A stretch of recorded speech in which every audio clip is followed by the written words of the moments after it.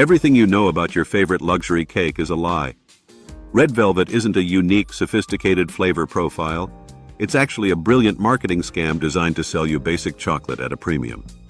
We're stripping back the crimson facade to expose the calculated culinary branding hiding in plain sight. You see it in bakery windows like it belongs behind velvet ropes. Deep red layers, snow white frosting, a name that sounds expensive. Red velvet. It doesn't just sit there like dessert. It tells you, before you even take a bite, that this is not just cake. This is an experience. This is indulgence with a degree in seduction. But then you bite into it, and if you're honest, really honest, a strange thought sneaks in. Isn't this just chocolate cake wearing a costume? Because under all that scarlet drama, what you're usually eating is a lightly cocoa-flavored cake with some tang from buttermilk and vinegar, plus a shocking amount of red coloring doing the heavy lifting. The luxury was never in the flavor. The luxury was in the illusion. To understand the scam, you have to go back to the part that was actually real. Long before red velvet became a supermarket diva, there were velvet cakes. In the 19th century and early 20th century, velvet referred less to a bold flavor and more to texture. These cakes were prized for a soft, fine crumb that felt smoother and more delicate than rougher homemade cakes. Then cocoa-based velvet cakes began to overlap with other chocolate cakes, like mahogany cake and devil's food cake. That matters, because the origin story of red velvet is not the birth of some totally separate flavor kingdom. It's more like a branch on the chocolate family tree that got very good at rebranding itself. Now here comes the chemistry, because this is where the fake blush begins. Early versions of cocoa cakes often used natural, non-alkalized cocoa. Natural cocoa is acidic. When that cocoa met other acidic ingredients common in older recipes, especially buttermilk, and worked alongside baking soda, it could create a subtle reddish brown or mahogany tone. Not fire engine red, not lipstick red, not the kind of red that screams from a cupcake display like a stop sign with cream cheese frosting. Just a faint, warm, reddish cast. A natural tint that hinted at red without becoming the entire personality of the cake. The original color was never the neon spectacle people now associate with red velvet. It was subtle enough that if you showed it to someone raised on modern bakery versions, they might not even call it red. They'd call it cocoa brown with attitude. But subtle doesn't sell the way spectacle sells. Subtle doesn't stop people in front of a pastry case. So the natural chemistry gave red velvet its opening line, but not its current brand. That came later, when food manufacturing, processed ingredients, and marketing realized that a whisper of red could be turned into a scream. Then the industry changed the rules. Cocoa processing evolved, and Dutch processed cocoa became more common. Dutch processed cocoa is treated with alkali, which neutralizes much of its acidity. It gives it a darker color and a smoother, mellower flavor, but it also reduces the very acidic character that helped produce that faint reddish tint in older recipes. So once bakers moved toward Dutch processed cocoa, the chemistry that had once helped create a natural blush got weaker or disappeared. The old visual magic stopped showing up on its own. And that is the exact moment where red velvet had a choice. Quietly become just another mild chocolate cake, or cheat. It chose cheat. This is where the plot gets deliciously cynical. Once natural cocoa stopped reliably creating that reddish hue, bakers had to add color directly. First in modest ways, then in increasingly theatrical ones. Beet juice sometimes stepped in during wartime and rationing periods, partly for color and partly for moisture. But the real game changer was commercial red food dye. Suddenly the cake no longer needed chemistry to look special. It could just be painted special. The old relationship between ingredients and appearance started to break. The color no longer signaled a delicate reaction happening in the batter.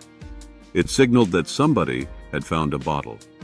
And if you think that was just a harmless kitchen shortcut, look at what happened next.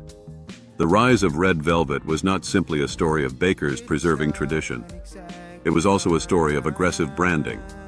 Southern Living notes that Adams Extract, a Texas company that sold flavorings and food coloring, helped push red velvet into American homes during the World War II era, when ingredient shortages disrupted old baking habits. Company promoted versions of the cake that leaned on red coloring as a feature, not a side effect. In other words, the cake's modern identity was not just baked, it was marketed. The redness was no longer evidence of craft. It was advertising you could eat. That changes the entire way you should hear the phrase red velvet, because chocolate cake tells you what the cake is. Red velvet tells you how the cake wants to be perceived. It is a brand name disguised as a flavor. That is a huge psychological trick. The name encourages your brain to expect rarity, elegance, and complexity before the fork even lands. Velvet suggests softness, richness, and maybe even exclusivity. Red suggests romance, drama, temptation, maybe luxury. Put them together and you don't hear mild cocoa cake with acidic dairy and dye. You hear status. That's why people argue about what red velvet really tastes like. It tastes like a mild chocolate cake with tangy notes from buttermilk and vinegar, often covered in rich frosting that does a lot of sensory work. Because so much of the experience depends on the visual cue. We do not merely taste food, we interpret it. It primes you to hunt for a signature flavor, even when what's actually happening is subtle cocoa, acid, sugar, and frosting. That's not culinary magic. That's expectation engineering. Now, to be fair, the scam worked because it had something to work with. Red velvet is not literally identical to every chocolate cake. Devil's Food usually leans darker, richer, and more overtly chocolatey. Red velvet tends to be softer in cocoa flavor and brighter from acidic ingredients. But that difference is one of degree, not species. Red velvet did not emerge from some hidden aristocratic dessert bloodline. It emerged from the chocolate cake universe and then built a visual empire around being just different enough to rename. Think of it less as a separate invention and more as chocolate cake with a publicist, a stylist, and a very aggressive lighting team. And once you see that, the premium pricing becomes hard to unsee. Bakeries can charge more for a story than for flour. They can charge more for mystique than for cocoa. They can take a familiar base formula, amplify the color, attach a glamorous name, and suddenly the same basic cake architecture feels upscale. That is the genius of red velvet. It only needs to look different enough and sound luxurious enough that your brain fills in the rest. In branding, that is gold. It is the culinary version of a historical drama with better costumes than accuracy. Because red velvet is not just a cake, it is edible theater. You slice into it and the room reacts. In reality, it is chocolate cake's most successful rebrand.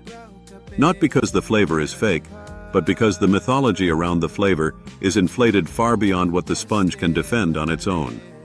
And that brings us to the final twist. A cake that took a faint reddish chemical accident, lost the original mechanism, then replaced it with dye and desire. That is not just baking. That is branding at genius level. And the next time someone offers you a slice of red velvet and whispers like it's royalty on a plate, you can smile, take the fork, and appreciate it for what it really is. Chocolate cake in a crimson disguise, still getting away with the greatest dessert con of all.